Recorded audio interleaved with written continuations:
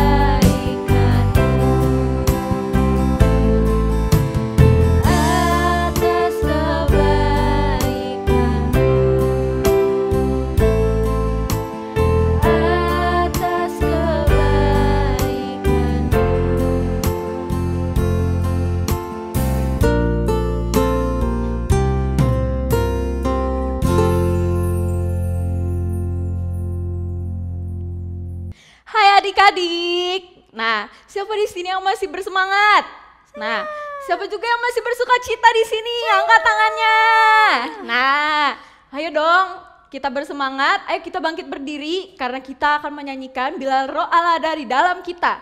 Ayo adik-adik tahu gak? Bila Roh Allah ada dalam kita, maka kita akan menari, kita akan tertawa. Nah, ayo adik-adik kita bersama-sama memuji Tuhan.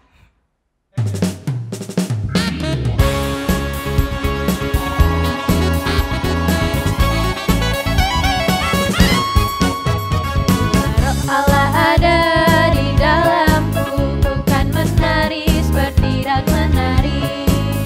Bila Roh Allah ada di dalamku, ku kan menari seperti dan menari.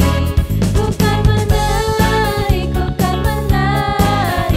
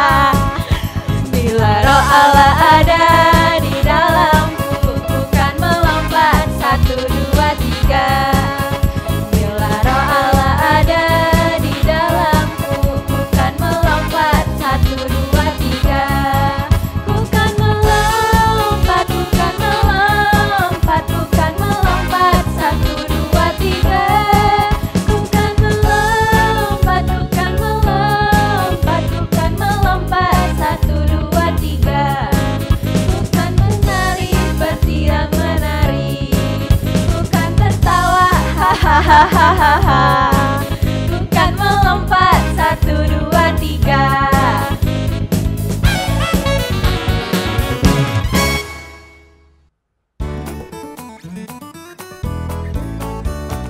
Sungai sukacitamu mengalir dalamku. Oh yes, yes, yes, yes. Anggur sukacitamu melimpah dalamku. Ku menari dan bersuka, pujimu di setiap waktu. Sebab sungai sukacitamu ada dalamku. Mengalir bersamamu, bersuka di dalammu, mengikutimu Tuhan dalam kegerakanmu, melayanimu Tuhan di dalam sukacitamu. Sebab hanya Tuhan yang membuat sukacitaku penuh. Sungai sukacitamu mengalir dalamku. Oh yes, yes, yes, yes. Anggur sukacitamu melimpah dalamku.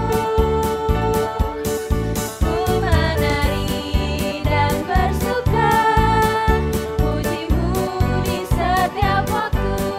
Sebab sungai sukacitamu ada dalamku. Mengalir bersamamu, bersuka di dalammu, mengikutimu Tuhan dalam kegerakanmu, melayanimu Tuhan di dalam sukacitamu. Sebab hanya Tuhan yang membuat sukacitaku penuh. Mengalir bersamamu, bersuka di dalammu, mengikutimu Tuhan dalam kegerakanmu, melayanimu Tuhan di dalam sukacitamu. Sebab hanya Tuhan yang membuat sukacitaku penuh.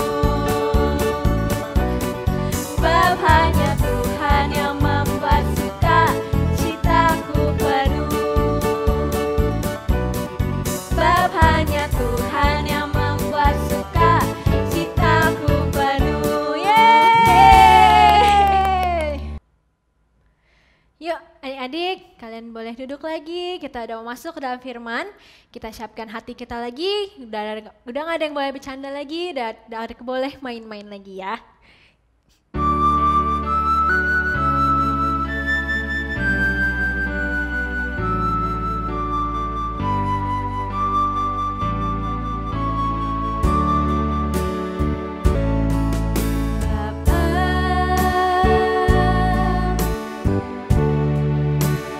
Engkau sungguh baik,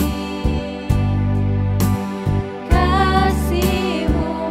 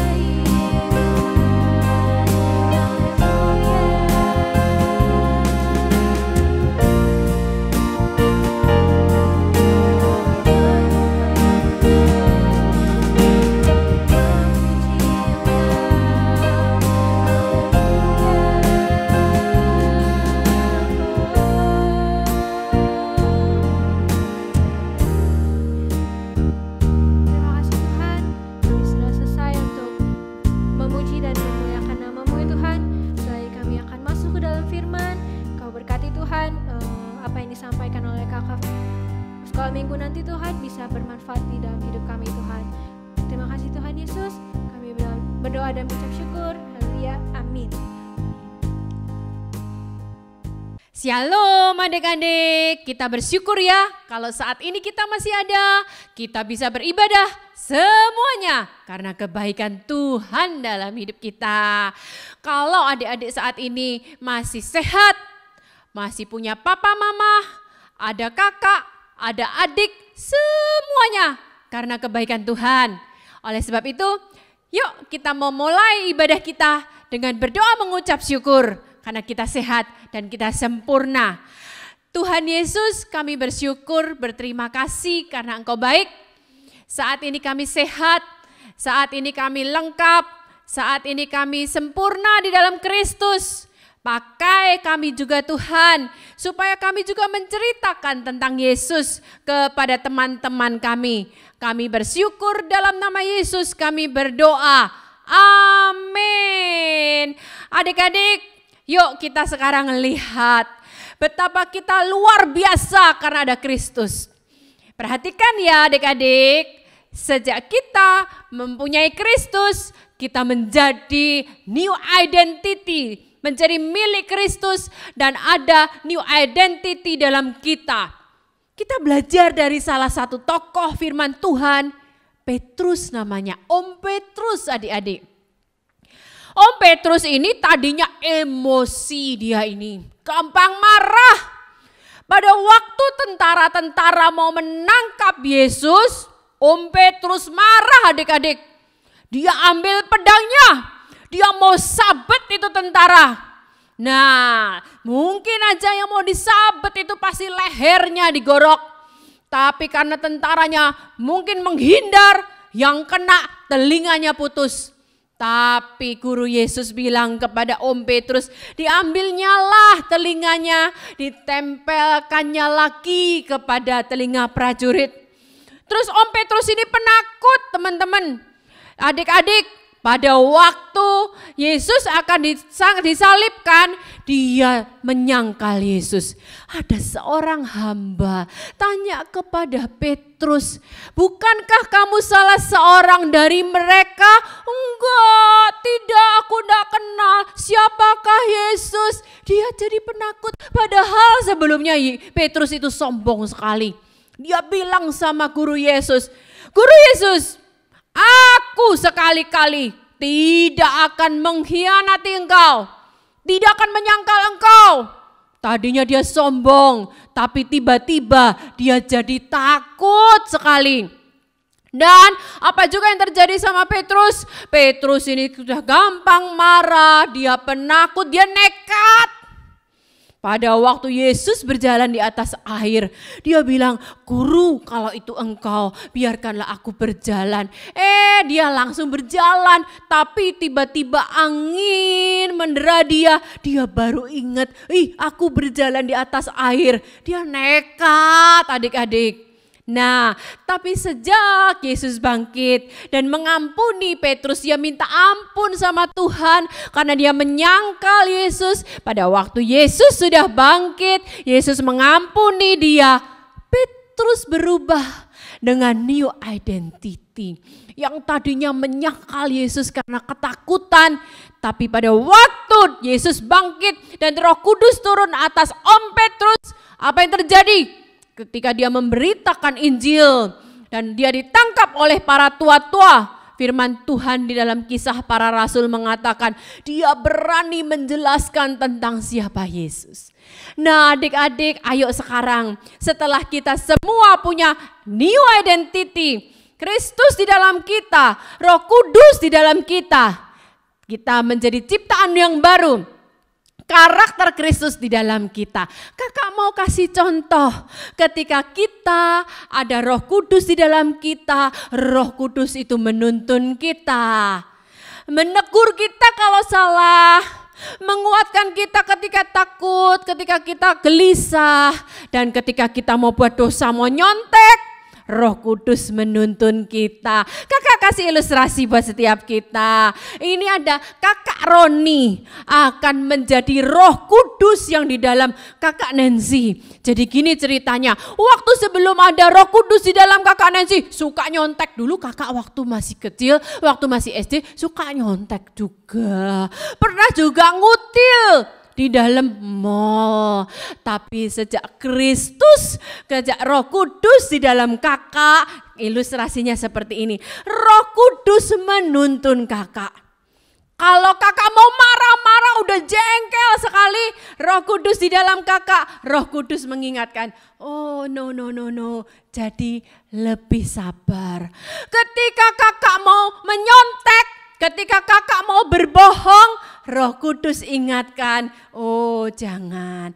Jadi ketika Roh Kudus di dalam kita, dia menuntun kita, mengingatkan kita, menguatkan kita. Ketika kakak takut, wow ada gelap. Ketika kakak takut, Roh Kudus di dalam kita, dia memberi kekuatan. Jangan takut katanya. Jangan takut anakku. Kenapa aku takut sekali kakak? Roh yang di dalammu lebih besar dari semua roh yang ada di dunia ini. Terima kasih Kak Roni. Jadi kita ngucap syukur adik-adik. Karena sejak kita percaya Kristus, Roh Kudus di dalam kita menguatkan kita, menuntun kita. Tapi adik-adik jangan egois. Sekarang kita harus memperkenalkan Yesus kepada teman-teman kita.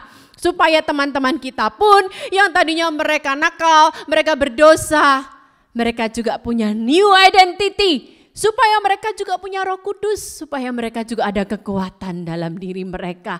Gimana cara ngenalinya Kak? Sekarang kan musim COVID, nggak bisa cerita di sekolah, nggak ketemu di sekolah. Gimana cara ngenalinnya? Nah gini, sekarang kan sekolah pun pakai Zoom. Saya tanya, kakak tanya kepada adik-adik, pasti punya Instagram kan?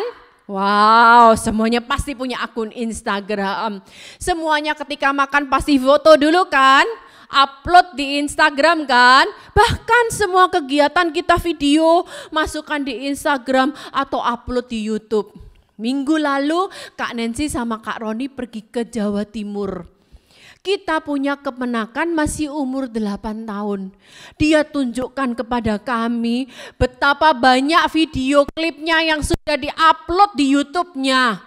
Kita tanya, kakak tanya, emang berapa subscribes-nya? Lumayan juga, ada sekitar 80 teman. Jadi rupanya antar teman-teman saling bantu subscribe, bukan? Nah sekarang gimana kita memperkenalkan Roh Kudus di dalam kita kepada teman-teman kita? Lewat YouTube. Kita bisa cerita kebaikan Tuhan. Kita bisa cerita betapa papa mama itu Tuhan baik buat kita karena ada papa mama. Kita bahkan bisa cerita kebaikan Tuhan lewat talenta-talenta kita adik-adik. Jangan malah kita sebaliknya terpengaruh sama teman-teman, kita broadcast berita-berita buruk. Jangan. Ingat ya teman-teman, jangan kita ikut-ikutan membroadcast. Jangan kita ikut-ikutan berita-berita yang enggak benar. Sebaliknya, kita upload, kita broadcast, kita video klip, kita tampilkan kebaikan Tuhan. Kita ceritakan Tuhan kasih talenta kita. Nah adik-adik, kakak akan tampilkan beberapa contoh. Ini adalah Revayah, usianya 8 tahun tinggal di Surabaya. Nanti kakak kasih juga alamat Instagramnya. Revayah ini disuruh sama gurunya gambar tugas sekolah, gambar kuda lumping. Nah dia gambar ini, kemudian dia upload di Instagramnya. Kemudian dia upload lagi gambar-gambar selanjutnya. Dia ikut lomba bikin masker. Kali ini dia gak juara karena ternyata salah tema. Disuruhnya tema COVID tapi dia gambarnya tema kemerdekaan. Tapi nggak apa-apa, dia tetap upload di Instagramnya supaya jadi berkat buat teman-temannya yang lain bahwa dia dikasih Tuhan kemampuan menggambar seperti ini. Kemudian dia gambar lagi di atas telenan, adik-adik. Tahu telenan yang buat mamah kita ketika cacah daging atau potong-potong bumbu. Di sini dia juara 3 dari Stadler alat tulis. Wow, dia ceritakan betapa Tuhan baik lewat Instagramnya. Ketika Roh Kudus di dalam kita, dia juga memberi kita kemampuan dan hikmat untuk kita berkarya. Mau tahu Instagramnya adik-adik? Ini dia Instagramnya. Adik-adik bisa follow mungkin kalau mau dan bisa like. Karena ternyata dia sedang mengikuti juara nasional sekarang. Lagi proses. Nah, namanya Revaya Yunike. Nah, selanjutnya adik yang lain, namanya adik Nathan. Dia bikin Photoshop, dia bikin Ibu Risma, dan gambar Pak Jokowi. Nah, ini dia juga adik Nathan berumur 10 tahun. Dia berkata, Pray for Indonesia, Surabaya. Lewat ini kita bisa berkarya, menceritakan kebaikan Tuhan. Dan yang terakhir beda lagi gambarnya. Ini adalah adik Jasmine. Dia gambar anime. Nah, adik-adik juga kalau mau follow Instagramnya silahkan Diamond Plums gitu ya. Gambar-gambar anime sejak usia 8 tahun. Dia bahkan bikin komik di dalam Instagramnya. Kan kalau Instagram ada halaman 1, halaman kedua, halaman selanjutnya. Dia cerita, adik-adik kalian bisa ceritakan tentang papa mama, tentang Tuhan Yesus baik lewat Instagram kalian. Di foto pertama, di foto kedua, kalian bisa dan foto-foto selanjutnya ceritakan bahwa Roh Kudus di dalam kita memberi kekuatan. Jadi mulai sekarang, ayo kita praktekkan new identity dalam kita. Kita bukan lagi pemarah, bohong, kita bukan lagi penakut. Tapi Roh Kudus dalam kita menuntun kita jadi pemberani. Kita hidup benar, berkata benar. Dan mari kita ceritakan lewat apa yang bisa kita lakukan di YouTube, di Instagram, apapun yang bisa kita lakukan. Yuk kita bersyukur adik-adik, kita tutup dalam doa sebentar. Terima kasih Tuhan Yesus untuk Roh Kudus di dalam kami yang menuntun kami. Terus kami menyerahkan hidup kami, tuntunlah perkataan kami, pikiran kami, tuntunlah perbuatan kami, supaya kami menyenangkan Roh Kudus di dalam kami dan tidak mendukakannya. Terima kasih, dalam nama Yesus kami bersyukur dan berdoa. Amin. Adik-adik, Tuhan Yesus memberkati. Shalom. Jangan lupa ya, sikat gigi 2 kali sehari, pagi sesudah sarapan pagi dan malam sebelum tidur. Halo semuanya, perkenalkan nih, nama aku Dr. Gigi Riris, dokter dari Golans Dental Care. Hari ini aku mau kasih tahu nih untuk semua anak-anak yang lagi lihat gimana sih cara merawat gigi dan mulut selama masa pandemi ini. Sudah tahu kan kita ada di rumah aja, tapi bukan berarti kita tidak menjaga kesehatan gigi dan mulut kita. Ayo sekarang ini aku mau bagi tips bagaimana sih cara merawat gigi dan mulut pada masa pandemi COVID-19. Nah, pertama tahu nggak nih apa? Iya betul, ini ada sikat gigi dan pasta gigi. Yang pertama sekali jangan lupa sikat gigi. Siapa yang tahu berapa kali sehari? Nah iya, 2 kali sehari ya. Pagi sesudah sarapan pagi dan malam sebelum tidur. Jangan lupa pasta giginya sebesar biji jagung. Ya, jangan lupa nanti dikasih tahu sama papa, mama, adik, kakak. Sikat gigi 2 kali sehari, pagi sesudah sarapan pagi dan malam sebelum tidur. Nah, yang kedua, pasti sudah tahu dong, papa mama pasti sudah sering kasih tahu. Guru di sekolah juga pasti sudah sering kasih tahu. Jangan lupa, kita sering cuci tangan ya. Jadi, cuci tangan pakai sabun dan air. Jangan lupa minimal 20 detik yang bersih. Semua bagian tangannya, jari-jarinya semua dibersihkan sebelum dibilas. Oke? Dan jangan lupa, sebelum tangannya bersih tidak boleh masuk mulut karena akan menyebabkan kuman bersarang di dalam mulut. Nah, tips nomor 3. Apa itu? vitamin gigi. Ada yang tahu nggak? Gigi juga perlu vitamin loh. Apa sih, kapan sih gitu kan ya? Vitamin gigi itu dipakai 2-3 kali sehari. Terutama kalau kita mau tidur. Setelah kita sikat gigi yang bersih, kita pakai vitamin giginya. Dioleskan ke semua permukaan gigi dan tidak boleh makan lagi, tidak boleh minum lagi. Langsung kita bobo tidur sampai besok paginya. Gunanya apa sih Ibu Dokter? Gunanya untuk melindungi gigi kita semua. Agar kita terhindar dari kuman, terhindar dari gigi berlubang, dan penyakit gigi lainnya. Jadi jangan lupa pakai vitamin gigi ya anak-anak semuanya, biar gigi jadi sehat dan kuat. Tips nomor 4. Nah, yang keempat, kita jangan lupa makan makanan yang bergizi. Makan buah-buahan dan sayur mayur, daging, ikan, supaya gigi kita tetap terjaga, terawat, kuat, dan sehat. Hindari makanan yang bisa merusak gigi, seperti yang manis-manis dan lengket-lengket. Jangan lupa ya, kalau kita makan ini sesekali, jangan lupa langsung sikat giginya ya, anak-anak semua. Dan jangan lupa minum air putih yang banyak.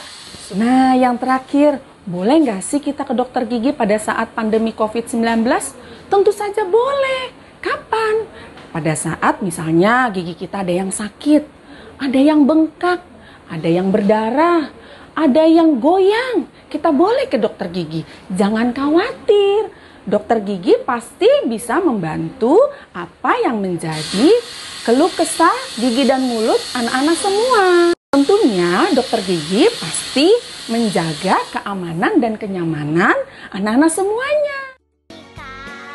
Terima kasih dan sampai ketemu lagi.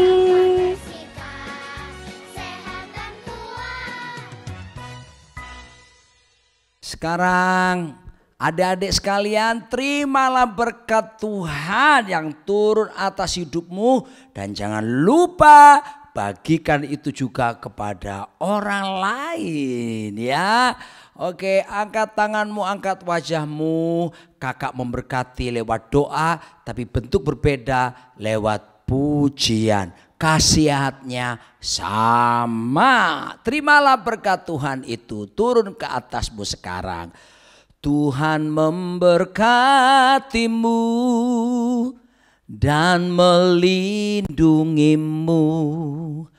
Tuhan menyinarimu dengan wajahnya, beri kasih karunia, hadapkan wajahnya dan beri damai sejahtera.